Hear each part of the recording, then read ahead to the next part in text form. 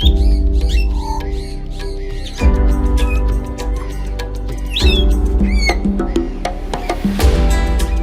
is live from Lodhi Garden, a conversation about the world, sitting in a 15th century garden in New Delhi, the capital of India. Your host is the award-winning historian, Hindol Sengupta. This is live at Lodhi Garden. I'm Hindol Sengupta. It's a lovely morning once again at the heart of New Delhi at Lodhi Garden. It's Grand Park. We are in appropriate settings for my new guest. My new guest, of course, is the Ambassador of Norway to India, Hans Jacob Frydenlund. Was just telling me that it's been 3 years, or perhaps a 4-year stint for him in New Delhi, and he regrets that 2 years were lost to COVID. But there's still time enough for us to have a great conversation with him in Lodhi Garden. Ambassador, welcome.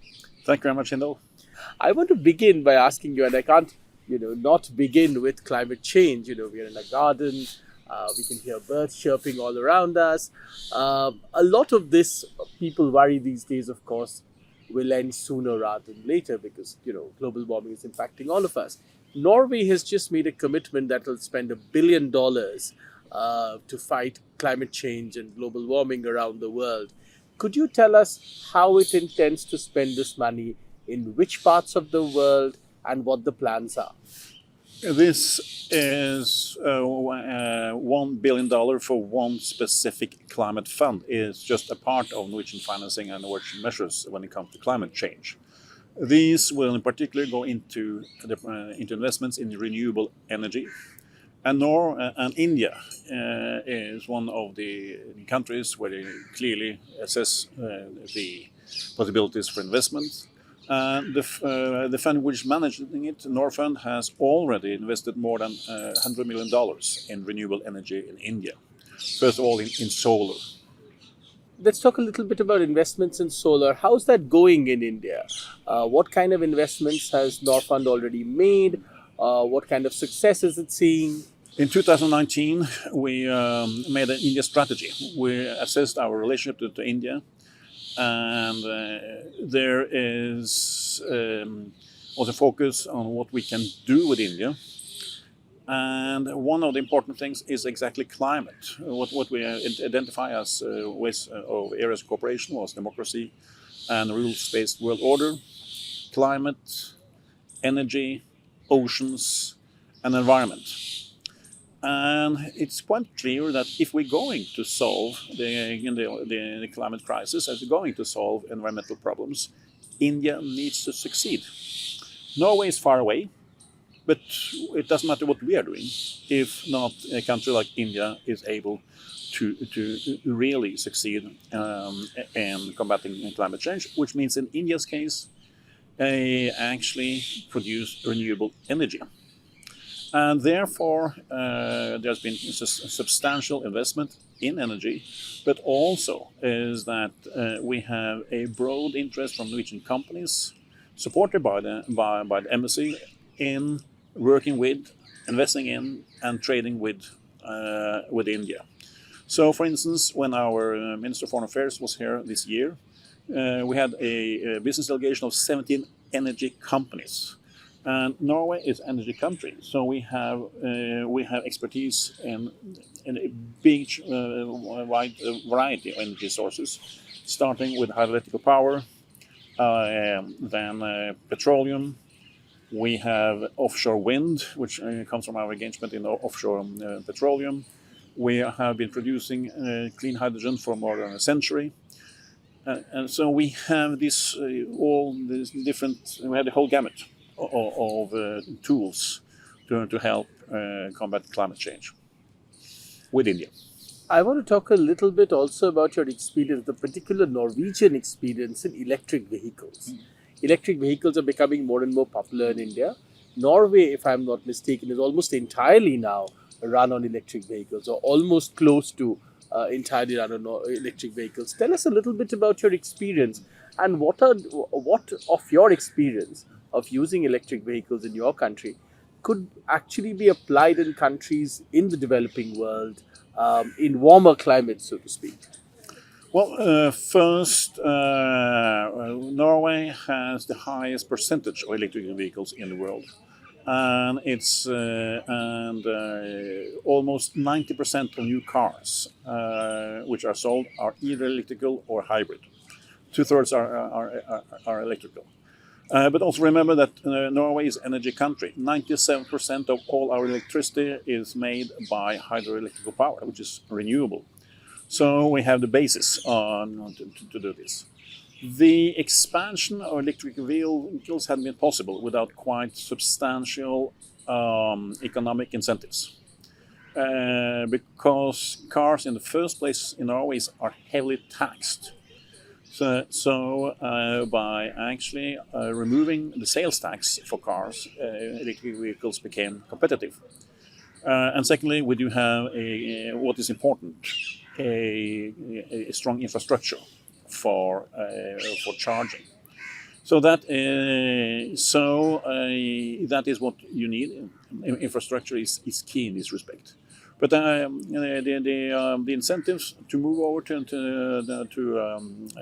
EVs has been important, and I see India is really experimenting and developing cheap alternatives when it comes to EV, which we find very interesting, and also where we are also looking how to incorporate. I want to ask you one allied question in this. India's transition to EVs, everybody thought it would be cars driven, but lo behold, it seems to be two-wheeler driven first. Large volumes of two-wheeler EVs are being sold. That's probably not the way EVs are growing in many other parts of the world. How do you see that? Do you think there are some reverse learnings also? Absolutely. This is one of the fascinating things I've observed here, and also fascinating things of being in India, is that the very vibrant scientific and development community is looking for solutions to Indian problems from Indian perspective. And having actually followed this with the frequent visits to different universities, IITs, research institutions, see how been developing two-wheelers and three-wheelers EVs shows that yes, there are several ways of moving towards the goal, and often it's and we find it interesting in tapping into this creativity. I want to talk to you a little bit about what one of your neighbors, Denmark, has done, and also what COP27 told us. The new conversation, or one of the new conversations about climate change and global warming, is the creation of loss and damages funds, right? Denmark is one of the first countries that offered loss and damages funds, and now COP27 has, of course, told us that a larger sort of pool could be created to make such.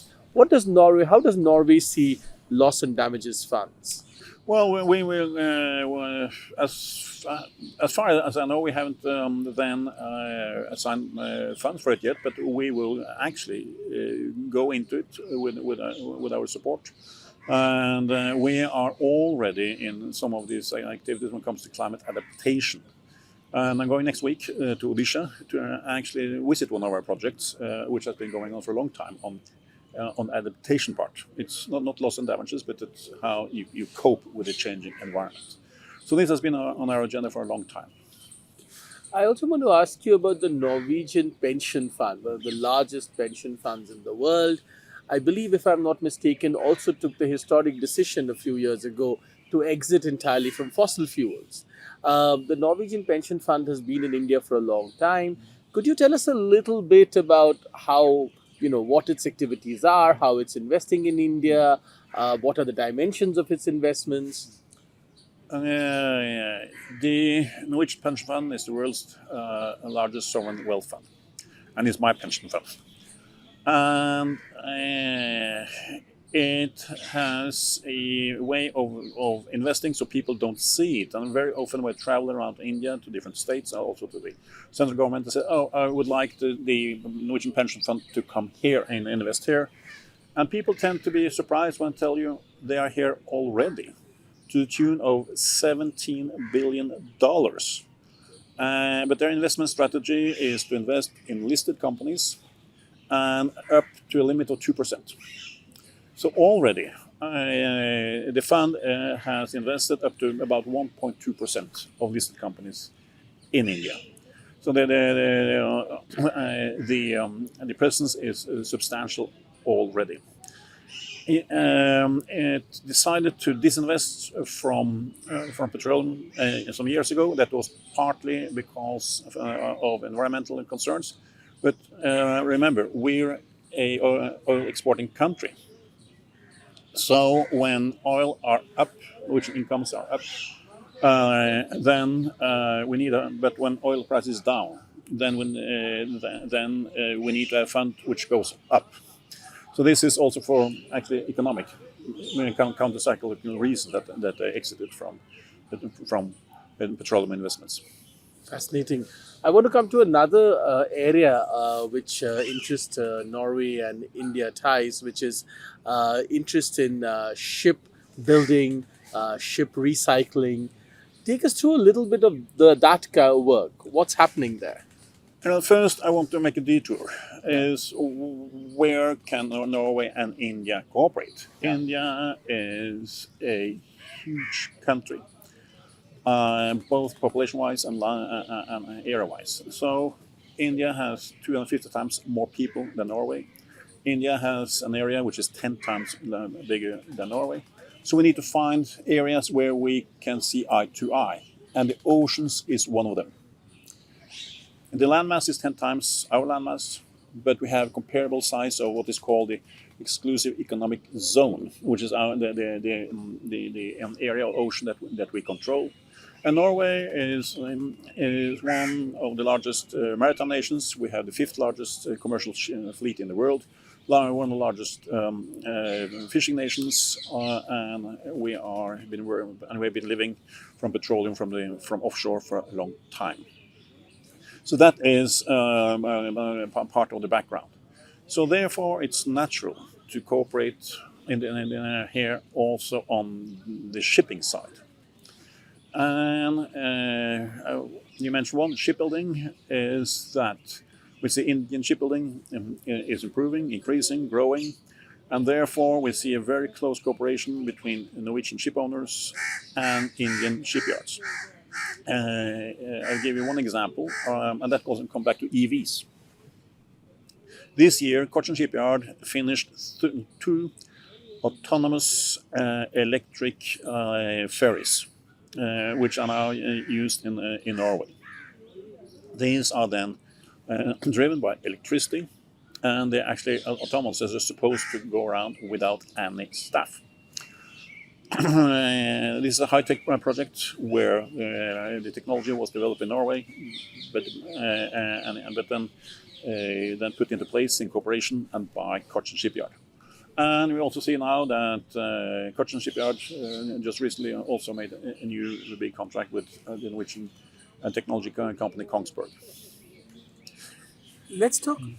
I'm sorry, and your name mentioned recycling. Is being having the fifth largest commercial fleet in the world, we are dependent on having a system of recycling of the ships, particularly when we need to have a green shipping. The old ships were not made to be environmental friendly. But the capacity in the world is limited, and you have and one of the countries with a huge capacity is India, and this is important in Gujarat.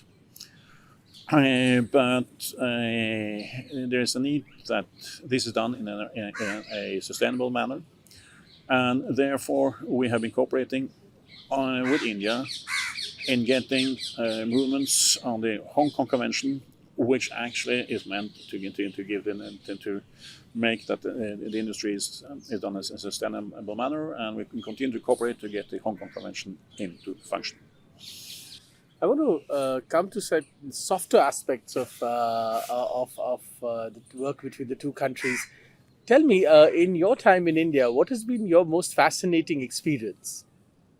You've been to all kinds of places. You've been to Orissa, you just mentioned, down south. You've seen shipping yards. You've seen solar, power companies, and so on and so forth. What has been your most exciting experience? That's a difficult one. I have to say that one of the privileges of being ambassador to India is also the privilege to be able to travel around in your huge, fascinating country. But there's have a number of highlights. We went to Kashmir, and then I had to tell the Lieutenant government this is even more beautiful than my country. We're cooperating with Jaipur Literature Festival, the largest literature festival in the world, which actually I recommend to all my friends as a place to go. Just this one go for vacations. It's so fascinating going down to Kerala and to witness the greenness of the state, and then also to then visit all the cultural wealth of this country, and also observing that so much that is not registered, so much more to discover. So I have done this service to a large number of experiences here, but I just took these as a sort of highlights. Fascinating. As we come to the end of this conversation, I want to talk to you a little bit about the future. Some of the futuristic projects where the two countries, it seems to me, could be involved is, of course, India's growing interest in the Arctic, right? And I want to talk to you a little bit about what you think about India's growing interest in the Arctic and how could Norway and India cooperate there. And of course, the oceans, right? One of the things that Norway has been interested in is cleaning up plastic from the oceans. It's a growing interest in India too. In these two aspects, both India's interest in the Arctic and in the oceans, what kind of cooperation is happening already and is likely to happen in the future? One of the fun facts I like to highlight every time I make public speeches is I ask Indian audiences and Norwegian audiences and ask, are you aware of that India is having a research station in Svalbard? Svalbard is the Arctic part of Norway, the North Pole next. All people are then astonished by it. And then people ask, what the heck is India doing in Svalbard? And the point is, that it really shows how interconnected the world is today. The data that Indian researchers are collecting in Svalbard helps India predict the movements of the monsoons and actually the growth and the decrease of the glaciers in the Himalayas. So this shows actually how much we must cooperate to combat the climate crisis. And this is a very small fraction of activity in India. It's a very small fraction of what we are doing, but it's one of the strongest links we do have. And so we are working a lot on the Arctic, and we will continue to work a lot on the Arctic. We're happy that the government has made a new Arctic policy, then stressing climate research and also sustainability. So that's a very important part of our cooperation, which is unknown to most and probably will not get known to much, even though I like to repeat this fun fact. When it comes to oceans, this is also almost existential. Norway is living from the oceans. 80% of our export comes from the ocean. Norway basically is one big rock. 3% of the land is arable, which means that from where did we get our food? From the oceans. So healthy oceans is crucial for us. And the ocean has huge potential for India. It's a potential which is about being unlocked. This was an initiative by our two prime ministers, Narendra Modi and Mrs. Solberg, to establish a joint task force on sustainable blue economy, which then is trying to is increasing our cooperation. We have worked with integrated ocean management, how to get the most out of oceans in a sustainable manner. We're combating marine litter, as you pointed out, plastic pollution, which is extremely detrimental to the oceans. We are looking into how to expand into the fisheries and, of course, green shipping. So this has been going on for a few years now. We were able to keep the momentum during the pandemic, and I have to say I'm really impressed by both the Indian participants and Norwegian participants being able to do this, which is very physical, but then using digital media at that time. And I will predict we will see extensive growth in this area for a long time coming. You mentioned green shipping. Many people may not understand what you mean by green shipping, because for many people, shipping has traditionally been considered one of the most sort of, polluting industries. Many people think of it as a hugely polluting industry. Stripping ships used to be considered a hugely polluting industry. So when you talk about green shipping, tell us what you mean by that. Well, we can start with the two ferries that was built by Cochin Shipyard. They were electric driven. So we look into how you can change, how we can use renewable resources as bunkers, and this is an extremely dynamic areas. We're talking about hydrogen, we're talking about urea, we're talking about electricity, we're talking about actually going back to some way of using sails. That's for one. Another one is to establish, for instance, shipping routes that doesn't interfere with other ocean life, or to have ways of making that you transport products in a sustainable manner, not harming the environment with ballast and so on. That's one. The other one is ship stripping, ship recycling. It's what we're cooperating on being able to upgrade scrapyards, so actually the recycling is happening in a sustainable manner. And that is one of the areas where Norway and India is cooperating closely. And we just had a meeting in Mumbai last week where this was one of the major discussion points between Norwegian and Indian shipping and ocean authorities. You also spoke about hydrogen and green hydrogen, something that India is increasingly interested in. Mm-hmm. What kind of linkages are going there? The linkages are based on that actually green hydrogen was when it started producing in Norway about 100 years ago. That's right. The two largest production facilities ever built were built in Norway. So we do have the whole value chain of industries necessary. So there is an extensive contacts between different type of companies involved in this. It comes from electrolysis, which is electrolyzers, which is used into the production. It goes to companies that produces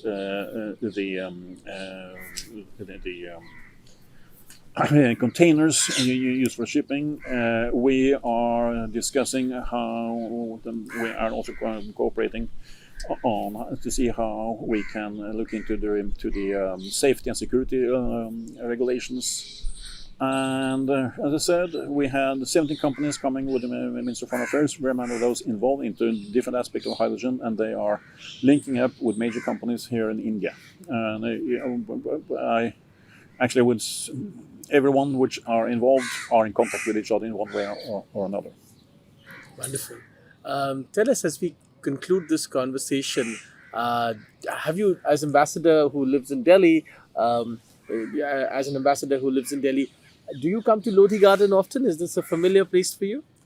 This is a familiar place to me. Actually, I live in closer to Nehru Park, so that's where we go on a regular basis. Right. But every time I get visitors, we pass by Lodhi Garden. So I'm a quite frequent visitor to the garden. Yes. Fantastic. Maybe we'll do live from Nehru Park one day too.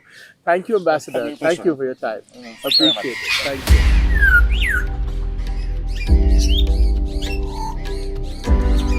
You were listening to Live from Lodhi Garden with Hindol Sengupta. This is a Global Order presentation, edited and produced by Koteshwar Rao and directed by Rishi Suri.